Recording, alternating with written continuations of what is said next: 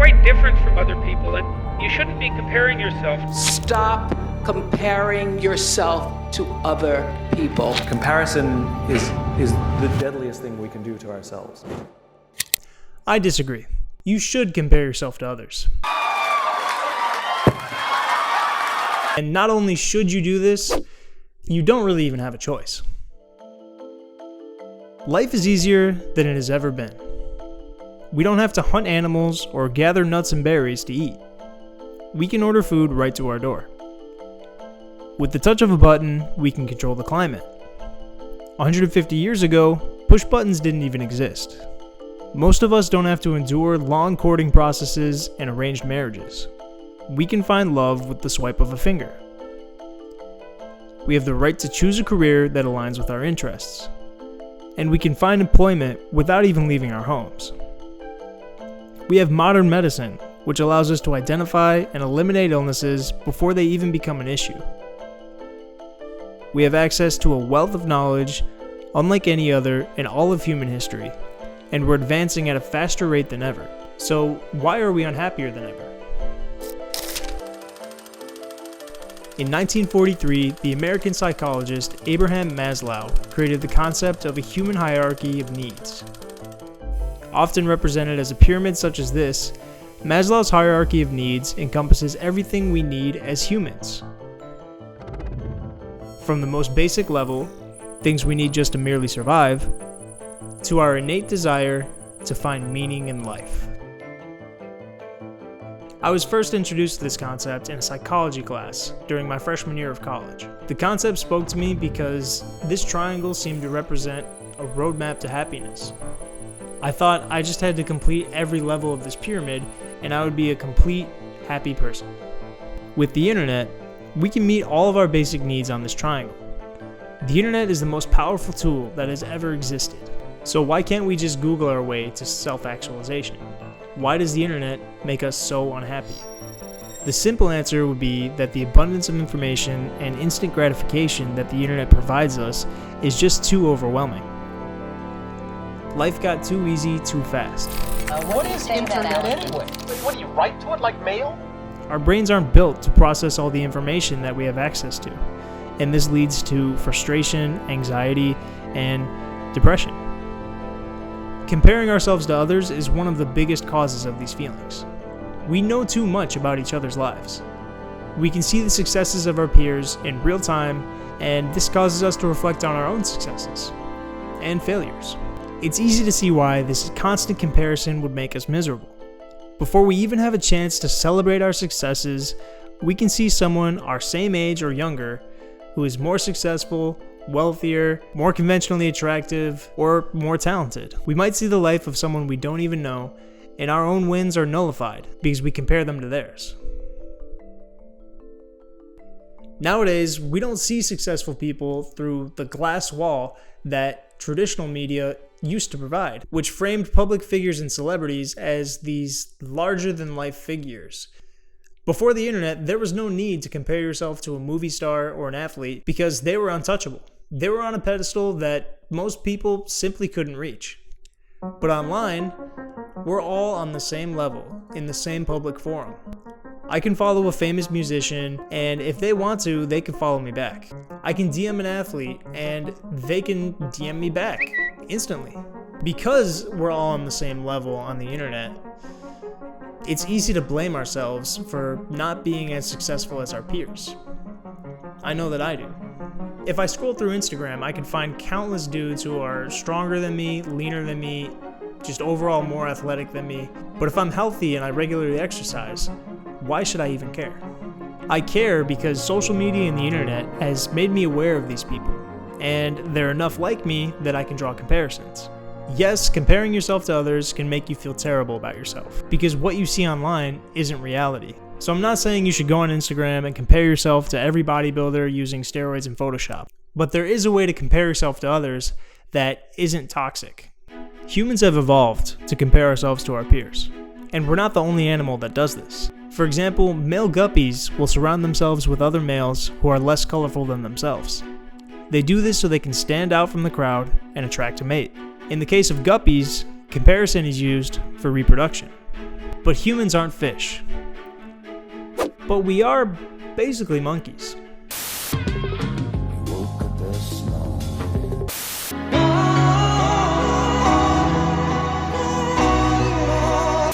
Monkeys compare themselves to each other all the time. There's a famous experiment where two monkeys perform the same task for a reward. One monkey receives a slice of cucumber as their reward, and the other monkey gets a grape. Apparently on the monkey hierarchy of rewards, a grape is a lot better than cucumber. When the monkey that gets the cucumber sees the other monkey performing the same task and getting a grape, the monkey will actually refuse its pay. Instead of just taking the cucumber and being content, it sees the other monkey get a grape and it says, "This is bullshit, give me my grape." What's this? Huh? What the is this? In a 2017 article published by the Royal Society, researchers found that when baboons watched another baboon perform a task slightly better than them, they tended to improve their performance. The researchers had baboons perform a task on a touchscreen, and when they performed it correctly, they got a treat. They performed the experiment in a glass box that let them see the baboon next to them performing the same task, and they could see how well they performed the task by how many treats the other baboon received. The baboons who saw the baboon next to them receiving more rewards tended to get better by watching their peers do better, without even seeing what they were doing. All they could see was the other baboon performing the same task as them and receiving more treats. So they in turn improved their performance to get more rewards. So just seeing the baboon next to them do better made them do better.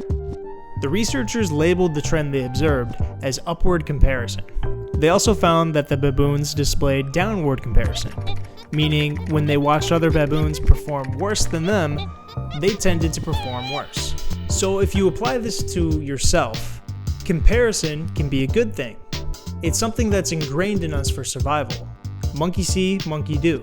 Monkey pee all over you. If we want to get better at something, we look at someone who is better than us to learn. I've observed this with my own life. When I compare myself to people I look up to, it lights a fire under my ass and makes me want to work harder and keep going. And I think social media and the internet has contributed to this in a positive way. I can see more people who are my age or younger who have attributes that I admire, and I choose to view that as motivation. I think that if they got in this position, I can too. We can choose role models who are several steps ahead of us and use their story as a pathway to success. We are going to compare ourselves to other people. It's ingrained in our nature. We are social animals. But it's how we use this comparison that makes all the difference. If you can learn to use upward comparison to your advantage, you'll see yourself getting closer to and maybe even surpassing the people that you look up to. This goes for whatever you set your mind to. How many sports teams have signed a new star athlete and the whole team plays better because they're on the team? If your colleague gets a promotion at work, you can try to look at what they did that made them stand out, and you can copy their steps and do the same thing. If you're an artist, try to copy the techniques of an artist that you look up to. And the more you do this, the more you'll find that your art improves, and you'll eventually step away and be able to create your own style. Let things happen and use what happens and create your own masterpieces. Comparing yourself to other people doesn't have to be a negative experience. Comparison is a good thing that sets you on the right track. As long as you're comparing yourself to similar people whom you admire and you use them as inspiration, comparison can propel you forward. So that's why you should compare yourself to other people. But Oprah did have a point. Look at Oprah. Oprah can do anything! You're only on this planet to be you, not someone else's imitation of you. I'm not saying that by comparing yourself to others, you should try to be just like them. We all are running our own races, we have our own goals, and we can't measure our successes and failures based off of what other people post online.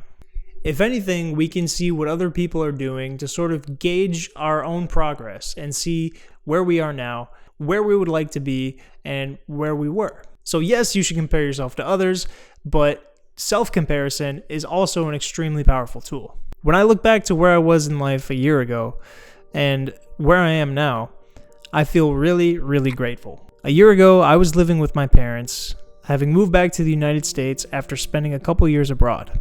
I would stress myself out every day just trying to figure out my path forward. I remember at this time, I was so unsure of my future and of myself. I was working at a restaurant, just applying to jobs every day, and as the months passed and I got rejected for more and more jobs, I just felt more and more discouraged. I remember what actually got me out of that rut was connecting with somebody on LinkedIn who was just a few years older than me, but closer to where I wanted to be in my career. After talking to them, I set my intention to move to New York City.